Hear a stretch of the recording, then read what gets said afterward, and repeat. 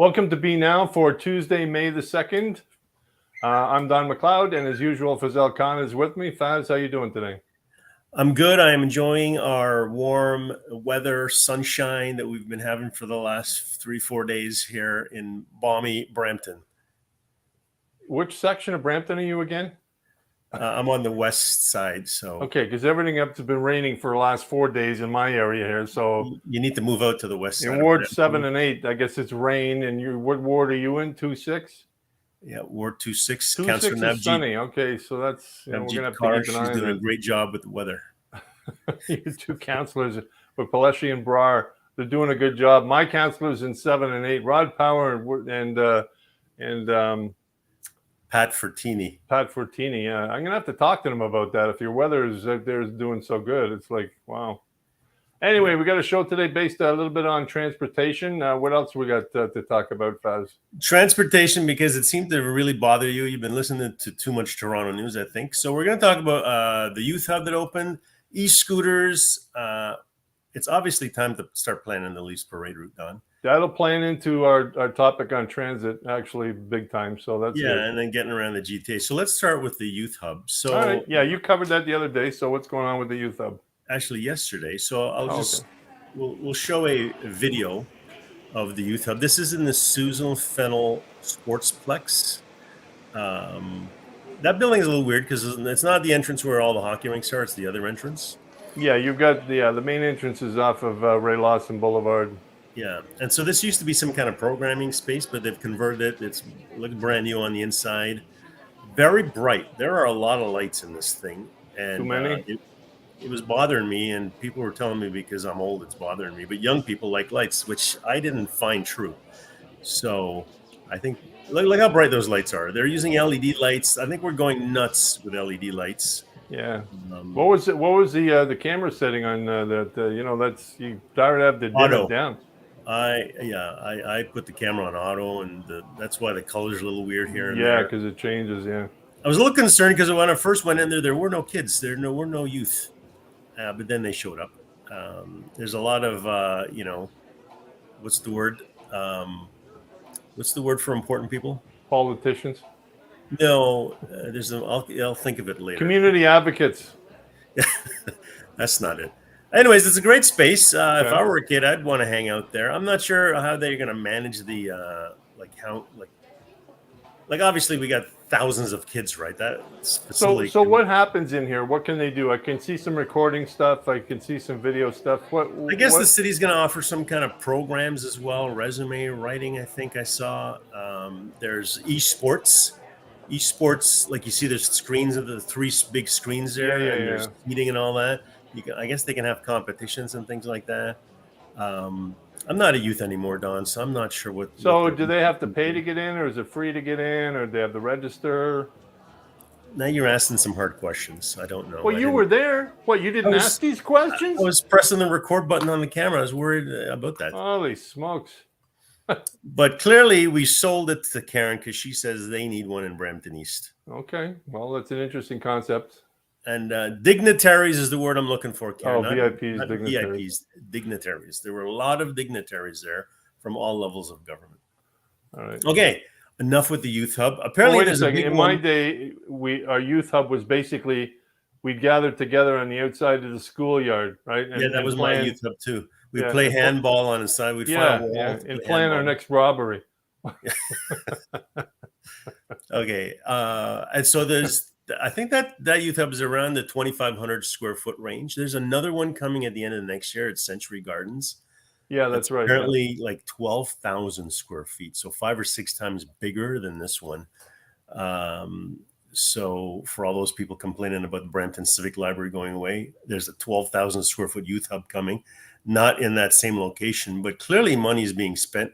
And, there was so how much of because the federal and provincial government kicked some money in. What was the number on that? Again, Don, off the top of my head, I heard lots of figures, but I think the Region Appeal is putting in a lot of money. I think $6 million, not in this, but for both projects. Mm-hmm. I think only 300 and something thousand the region put in for this one. I think the federal government put in like over 500,000. I'm not sure how much the city put in. So that's a lot of money going into these facilities. I actually don't see $1 million in the Susan Fennell Sportsplex. I'm not sure if they used it all or if it's for programming and stuff, but it's a nice space. But to renovate a space like that, it's walls and ceilings and lights, lots of lights. Mm-hmm. So the Century Gardens one, though, I think that one is also going to have the Atiba Hutchinson outdoor soccer court. So I think that'll be a really amazing space. So I'm looking forward, but that's not till the end of next year. Okay. All right. So that's a quick update on the hub, youth hub at Don's. Okay, and we are cognizant of that 7:00 is the Leafs game. So this is like the pre-Leafs game. Exactly. What do they call that? I used to watch hockey. I don't anymore. I used to watch hockey, but then I realized the Leafs weren't going to win, and so in 1987, I said I'm going to stop. So I think I know what I'm talking about. Okay, e-scooters, Don. Yeah. So we're talking about transportation today, and I've been curious about the cost of these e-scooters. So here's the cost, and there's 3 companies. So I didn't want to put like charts by company. So the cost just to when you activate it is like between $1.15 and $1.35 between the 3 companies, and then they charge per minute between 20 cents and 40 cents, depending on the company again. And I think the companies they have the specific areas of the city. So obviously you can ride into another area and somehow the company will get it back to their area. So I don't think you really have too much choice. It depends on where you live and what those 3 companies are servicing it. But I find that to be expensive, Don. What do you think? I don't know. I mean, to me, it's like if you're not going to get middle-aged people using this. You're going to get kids using this, right? I'm middle-aged, Don, and I have used it. I didn't pay for it. No, but yeah, you didn't pay for it. But I'm talking about. If I paid for it for you, Don, would you use it? No. For a test ride? No. What's the point? The point is, to get point A to point B. I mean, I would use. For me, I'm good with a bike, or this is. To me, this is something. But if you just get off a bus and you got to get somewhere quick. Yeah, but it pertains to, a certain, an age group here. I mean, you're not going to see an 80-year-old granny using these scooters, and you're not going to see, anyone under, I don't know, 12, 13, 14 using these scooters. I think, you might have to be 16 to use it. Yeah, I mean, there's got to be an age restriction because, otherwise, I mean, you got people here that, these things can go. How what's the miles per hour on those things? I think it's 15 to 20, and the companies can tell where you are and cap it to 15. And if you're on like a 50-kilometer road, I think you can go to 20. Yeah, and there are rules. We talked about it last week. I don't want to get into I'm just talking about just in terms of the cost. That's some high costs, right? Well, if I got to get, I mean, like I can get into a cab, right, and hail a cab or something. Or an Uber Lyft or whatever, right? Yeah, and to be honest, I don't know what the price of all that stuff is. And that's why most people, not most people, but anybody who has a car, they want to get around by a car. They don't want any alternate form of transportation. Yeah, well, that's what I'm saying. This e-scooter would pertain to a certain age group, basically, that doesn't have a car. And but let's talk about e-bikes, Don. As you know, yeah. I announced it on my worldwide Twitter account that I'm getting a Rad Power Expand bike, which is a folding electric bike. Yep. And I'm a middle-aged guy, and I'm going to ride that, and I'm going to get healthier. Well, here's the thing. You and I talked about those rad bikes last year about getting them. We did research both on them, sort of thing, right? We talked about it. Yeah. That's something that like I looked at and probably going to get one of those. I read an article the other day, and I think it was in the New York. Or the Washington Times, and they were talking e-bikes are actually taking off, and it's our age group that's actually buying the e-bikes because number one, they're not cheap, but they're for transportation and exercise. It's a win-win, right? Yeah, and you know what? A lot of people think e-bikes, because I've also read it. A lot of people think e-bikes is cheating, right? It's not really riding a bike; you're just sitting on a bike. Yeah, I've heard that too. E-bikes are more assist, right? So it'll help you out if you're going up a hill. You can adjust the level of assists if you want a little bit of a workout, right? But sometimes you want to get somewhere without breaking a sweat, so you have that option as well. Well, in this article, they said basically you're getting the same amount of workout for people that use e-bikes because they go longer distances than someone with a bike. Right. So they're getting the same workout for someone on a bike. I mean, we're not talking someone doing the Tour de France or anything else like that. But don't forget, In the Tour de France, Lance Armstrong was using a pedal assist as well. He had a little pedal assist. He was caught cheating, right? He was also using some body assist. Yeah, but he was using. He'd go into it, and it would be kicking. A little motor would really. Yeah, he got caught for that too. You better be sure of this, otherwise he might sue us. That's okay. Lance has got a lot more problems than worrying about me telling him he's. Okay, now are you a Leafs fan, Don? You're a Habs fan, aren't you? Yeah, Habs fan, buddy. Grew up in Montreal. The Habs are my team. I was there when they won 5 Stanley Cups in a row. No other team has done that, right? So it's like How old were you when you're used to the best? Oh, they were 70, 71, 75. Okay, so you were in your your youth. Oh yeah, I was in my 20s there. It was like Yeah. But the Leaf parade, the Leafs are already playing. Apparently, I heard on the on one sports channel they were talking about the Leafs are now the favorite to win the cup. I remember when they lost to 7-1 or 7-2 the first game. It's like, people were leaving halfway through the game from a playoff seat. Yeah. And then I also heard that tickets to Tampa Bay. It's Tampa Bay they're playing, right? Sorry. Yeah. No, it's not Tampa Bay. It's Florida.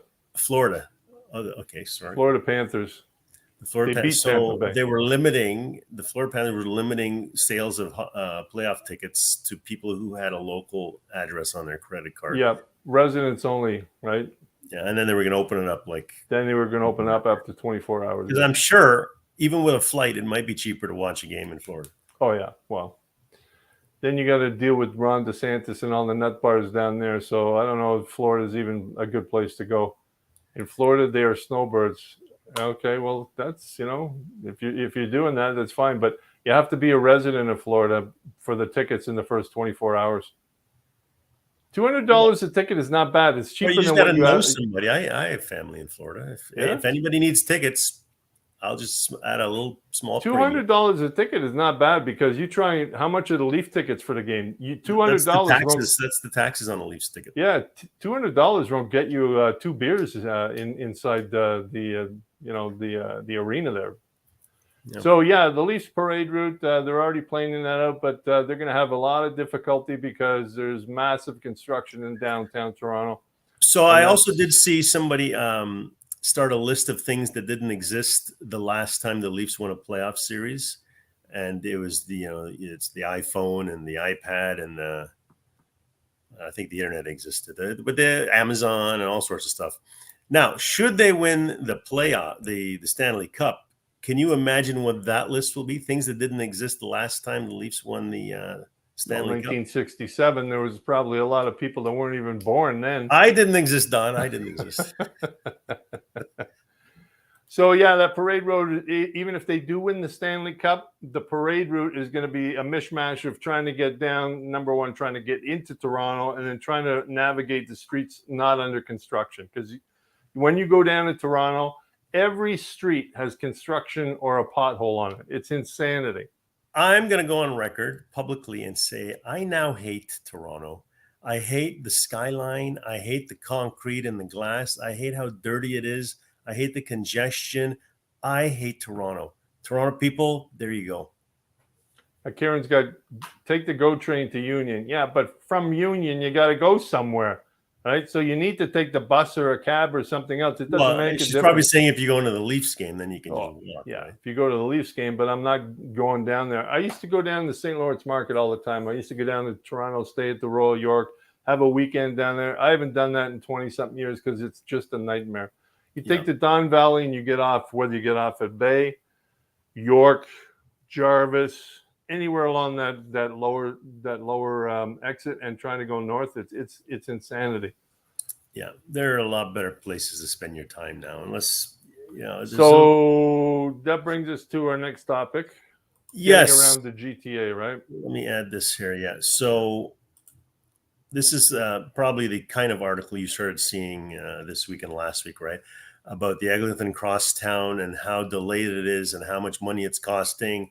So I have a question for you, Don. Who is paying for these overruns? Well, guess who? It's it's the province. I mean, Metrolinx contracted this out. The Crosstown Eglinton LRT is 3 years behind schedule.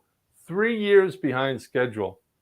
And I don't know how many billions of dollars. Originally, I think it was 5 billion. It's probably up to 9 billion, I think was the number I heard. And they have no date on when it's going to be completed as of yet. This project is another Metrolinx project, and no Metrolinx project has come in on time and on budget. Not one. But I heard the CEO is getting a pay raise. Oh yeah, he gets a pay raise. Yeah. Now the CEO was asked about the quality control issues, and he's like, he mentioned 260, and people were like, 260. He mentioned something about the tracks. He said the tracks were laid, they were completed, but then they were 2 to 3 millimeters out. And I'm thinking, I heard the press conference, and everyone was just had the same thing. It's like, okay, how can you lay track? It's not like we haven't laid tracks for railroads over the last 150 years. It's not like this is the first LRT built in the entire world where somebody doesn't know the track dimensions before you lay them down. How do you lay tracks and not know that they're 2 to 3 millimeters out of spec? I mean, the second track that you put down, you should know, oh, yeah, sorry, it's out of spec. So I don't understand this 2 to 3 millimeters because, when you're laying track, you should be able to be a tolerance of more than 2 to 3 meters. There's no way you can lay track with 2 to 3 millimeter tolerance. There's just no way. So to me, the 2 to 3 millimeter has to be the profile of the track shape or something. But that whole explanation is bogus, right? Well, it doesn't make any sense. When we were laying track in the Grand Trunk Railroad across, Canada, and all the railroads, what they did was, remember they had that little thing behind on the track. You lay a track down, there was a cart on there, and then you lay the next track and you roll it on. This is not rocket science. It's like you lay the track and you have something on the track itself that actually runs along the track, so know you're hitting spec. I did hear the CEO when he was talking about this specific issue, and he was like so proud to let everybody know that it was off by 2 to 3 millimeters, and it had a chance of riding over the track and derailing. As the CEO of this organization, you should not be so proudly relating this information, and that's the kind of detail I'm not sure I would actually release. Well, number one, that's insanity. I mean, if you're, this is billions of dollars, it's taxpayers' money being spent on this, and you got 260 quality control issues. I heard from a contractor who was on News Talk 1010. A guy called in. He said, "Yeah, I worked on this. I am working on it." He said, "We have the stations done. Everything is done, but there's no electricity. There's no water. There's nothing there, so we can't finish. We can't hook up and finish the rest of the job, right?" So it's like it's ad hoc, it's piecemeal, and the company, the contractor that got it, is basically trying to justify it by saying, "Well, the pandemic, slowed us down and everything else." Which, okay, fine. I can see a little bit of that, but not with the laying of the tracks, buddy. You don't get away with that. I'm thinking the pandemic should have made it go faster because there was less people there doing the stuff, but maybe less workers as well, right? So I mean, transit management. Now you were also highlighting to me earlier the number of transit stations there are in cities around the world and how pathetic it is here in Canada. So let's take a look at Toronto, because we're talking Toronto because Metrolinx, this is a big thing, the amount of screw ups, and it ties into the Ontario line that's closing Queen Street, and which is supposed to link Ontario Science Center to the Ontario Place. We'll talk about that in a minute, but Toronto has 4 transit lines and 75 stops. 75. Montreal has 4 transit lines and 68 stops. Less people, smaller city. Paris, 16 lines, 300 stations. Madrid, 15 lines and 300 stations. And by the way, Madrid, they updated their transit in the early 2000s, and they finished it in 12 years. It's called the Madrid Miracle. So they did all this in an old city, older than Toronto, all underground, 300 stations, 15 different lines. They upgraded everything in 12 years. This project on the Eglinton Cross, what was it? It was started in 2011, and it's still not open. So that just gives you an example. New York has 28 lines. London has 11 lines with 272 stops. So cities around the world have a better transit system than we do. We rely on cars. We're in North America. We have that sort of mentality. But as we were talking about transportation issues with e-scooters and e-bikes, more people are deciding, to use different modes of transportation. But it seems that the governments are not up to speed yet on what people are looking for. And this is a prime example. That Ontario line that was just announced a little while ago, it's closing Queen Street, parts of Queen Street in Toronto. Nobody knows how long that's going to be closed for. They haven't had a completion date for that. The original cost was $10.9 billion. It's now $18 billion. And that was just announced like a couple of years ago, right? Exactly. And the minister was asked, well, wait a second. I mean, that's a 75% increase. And his explanation was, well, it's inflation. Okay, 75% increase, and that's inflation on the last 2 years. Who's which minister? Because it wasn't. I can't remember the name of it, but it was Carolyn Mulroney is the transportation minister, right? So, talking about that, saying 75% increase. We haven't had 75% inflation. I'm sorry, in the last 2 years. So that is and then also the Ontario line was supposed to go from the Ontario Science Centre to Ontario Place. Now they want to move Ontario Science Centre. Right, because they're building condos. They want They want to move that and put condos there. That's that's a perfect spot, right? To me, they should build a line first, and then I love the Ontario Science Centre. I love the location. I think the GTA can do with another one. You don't need to close that one down. I don't know why you'd put it at the Ontario Science Centre to get more people going to downtown Toronto. Share the wealth across the GTA. As I said, if I don't have to go to Toronto, I'm not going. Well, that's the whole thing. Even Torontonians don't want to go to Toronto, for Christ's sakes.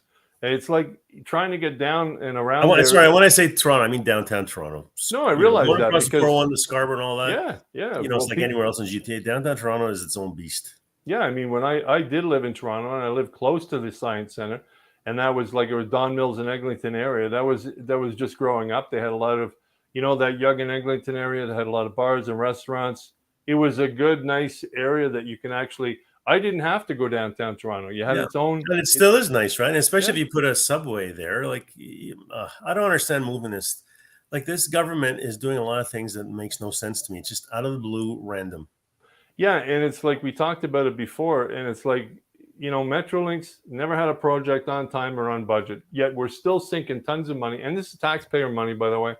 It's our taxpayer money getting shoveled into the ground, basically. And not only is it our taxpayer money, it's taxpayer money that's not being spent where we live, right? It's being spent in Toronto for Toronto people who are not paying their fair share of property taxes, right? Every mayoral candidate, absolutely, 100%. Not saying they're going to raise taxes to pay for their bills. What they're all saying is they're going to go and beg to the other levels of government, which means they're coming from us who don't live in Toronto. Right, exactly. So, people look at that and say, well, wait a second, we want better transportation. We want to be able to do it. But at some point in time, it's like, you can't have filet mignon all the time and expect, the waiter to come to you, order filet mignon, and you come to him and he gives you a hamburger. This is what we're getting, right? Yeah. Did you just make that up on the fly there, Don? That was pretty good. Well, I was thinking about filet mignon right now. I'm like, I could use one, right? Okay. All right, Don, it is the Leafs game tonight. And Leafs game, take on Florida Panthers, game 1. It's going to be nuts down there. Here's the thing. The police said for a lot of people, they said, if you're coming down to the game, use public transit.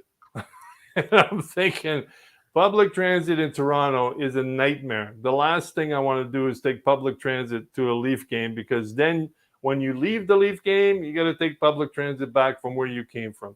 But with parking there is insanity anyway. Right. Okay, Don, are we done? The best thing is probably stay home, watch the game, enjoy it in the comfort of your own living room, and you don't have to deal with the insanity. While eating filet mignon. There you go. In my case, filet mignon is disguised as a hamburger because I can't afford filet mignon. All right, Don, see you next week. All right. Thanks for tuning in. We'll see you next week.